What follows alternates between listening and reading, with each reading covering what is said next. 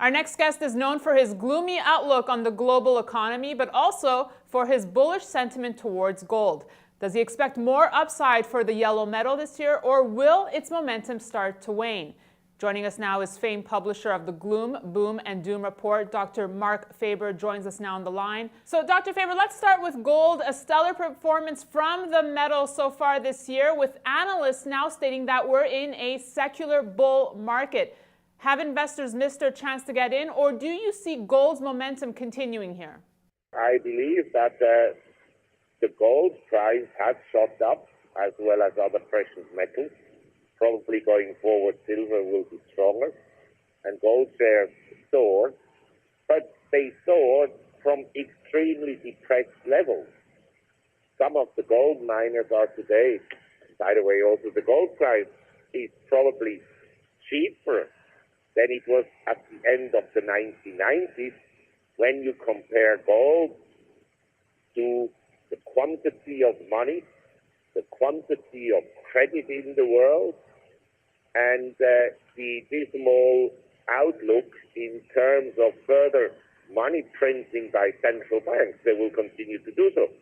So I feel that actually the gold price and gold miners still have a significant upside potential. So you mentioned that silver will shine. What would be the factors behind this? If you have a negative outlook for the global economy, what would be the factors helping silver here? Well, I think in general, we have a pool of liquidity in the world. Financial institutions hardly own any precious metals. And I think I wouldn't look at precious metals being driven by industrial production or industrial demand. I would look at precious metals as a sort of a currency where people say, okay, here we have the central banks, they're going to print money, the purchasing power of money will go down. They don't know exactly against what. Maybe the dollar weakens against the yen, and maybe the yen weakens against the dollar. That they're not so sure about. But I think gradually, more and more fund managers and wealthy individuals, and we have a huge pool of wealth in the world that is in the hands of individuals. These people will say, we want to have 5 or 10% or 20% in gold and silver and platinum. So that is what will drive demand. What will also drive demand is an increasing loss of confidence in central banks. Which leads me to my next question. What do you think the Fed's next play could be?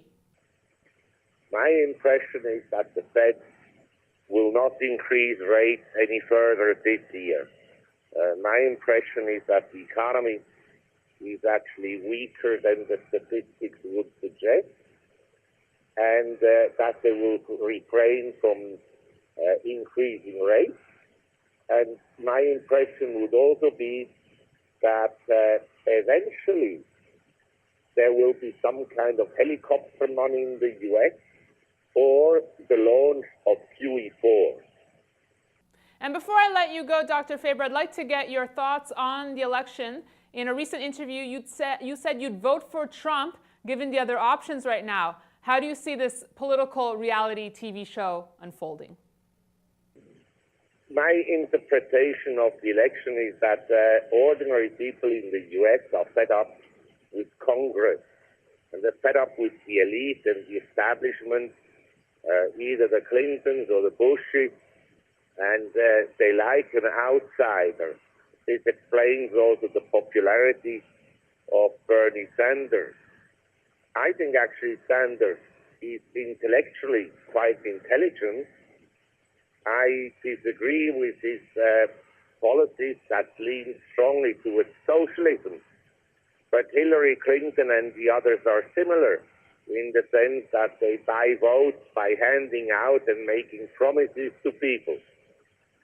I think Trump is, I wouldn't call him a loose cannon, but at least he dared to challenge the establishment. That I give him credit for. He's a courageous person. I'm sure a lot of people would love to kill him. But he has the courage to stand up, and he has some common sense. Whether he would be a good president, I don't know. But given the other options, I'd rather take Trump, who is not the most honest person, but in my view more honest than Miss Clinton. Thank you so much, Dr. Faber. And thank you for watching our special edition of the Gold Report. We'll see you tomorrow.